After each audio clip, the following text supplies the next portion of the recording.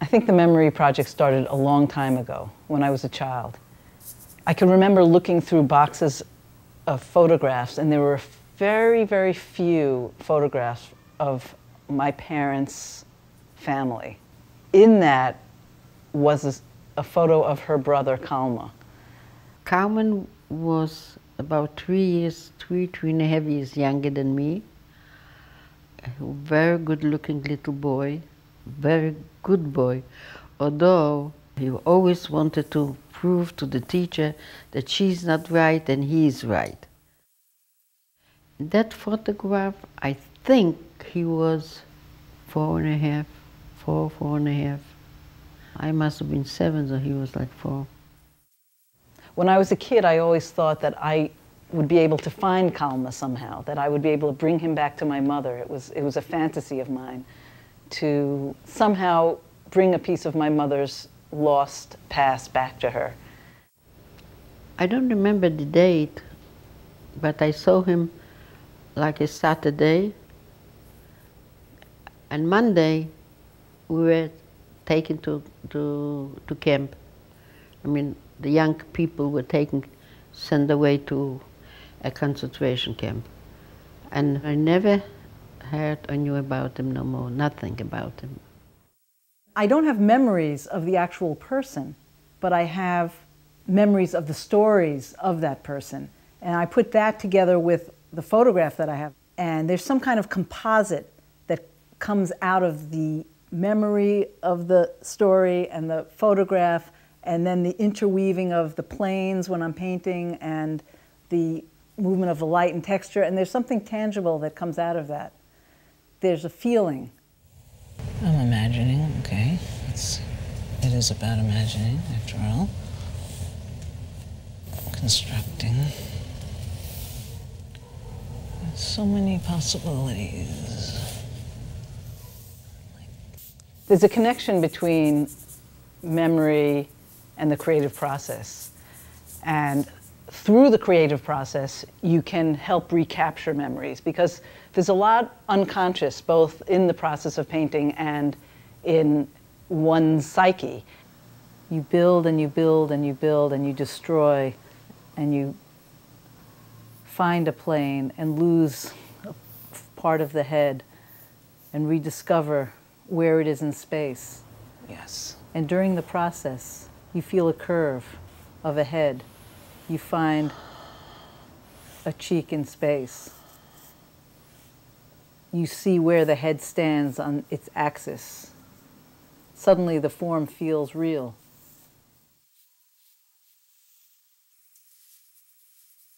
I know that my parents, my grandparents, my uncles, and then my sister went from the ghetto, from Warsaw Ghetto, went to the death. Also, I don't know the day. But when I was growing up, you always thought that maybe your brother survived. I still think like maybe, but it's not so. Because if he would have survived, we would have found each other. That's for sure. It's so many years it's now, 60-something years. The first time when I wanted to escape from the ghetto, that was a train, like a trolley, was going through the ghetto. So me and my brother went there.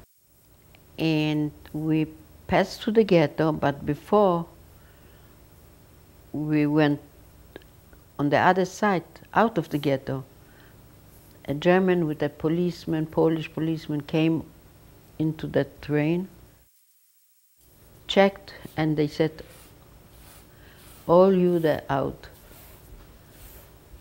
And my brother didn't go, and some kids went and some kids didn't go. And he was sitting next to me.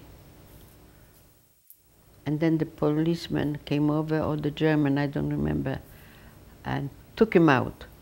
So I followed him. I didn't want to, I wanted to see what happens. So I followed him.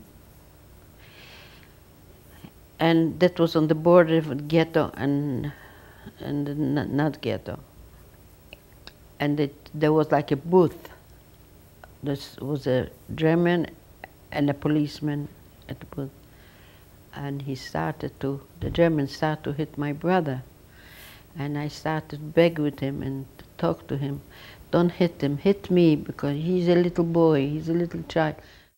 And he started to get angry, but he probably touched him someplace, because he said, threw us out from the boot-room, back to the ghetto.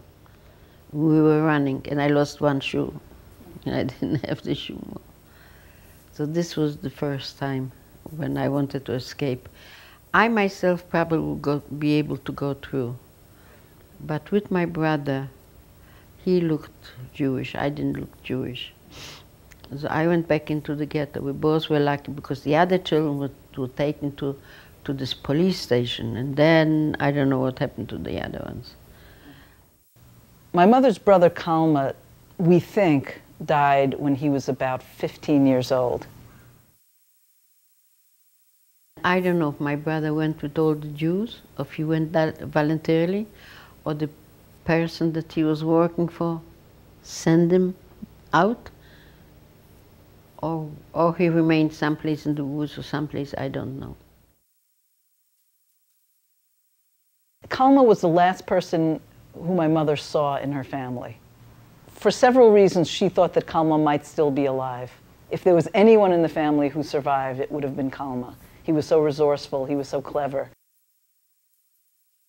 And because she had this vague feeling that he might have survived, I had built upon that, and as a child had a fantasy that I would find her brother, Kalma.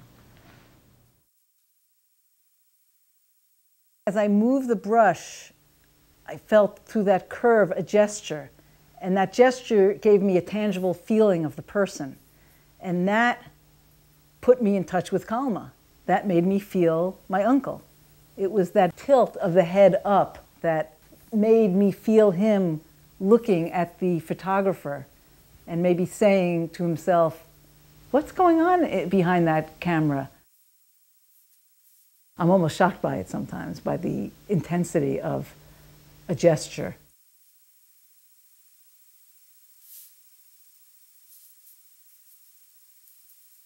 I can't bring the person back, I realize that, but I can keep the connection alive. And that's what's important to me.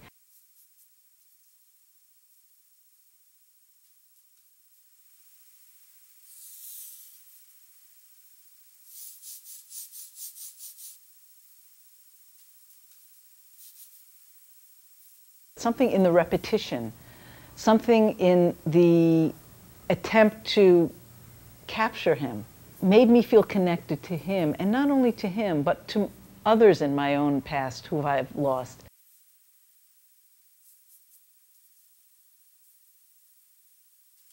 I chose a subject that inspires in me memories. And these memories sometimes are not connected to memories of an actual person who I have met. This project for me is connecting to someone who I haven't met and yet have feelings about. There's something of the soul that connects us to each other. There's something ineffable. I'm trying to recapture and recreate through painting, through the creative process, a connection that I have to a past that is there, but hard to touch.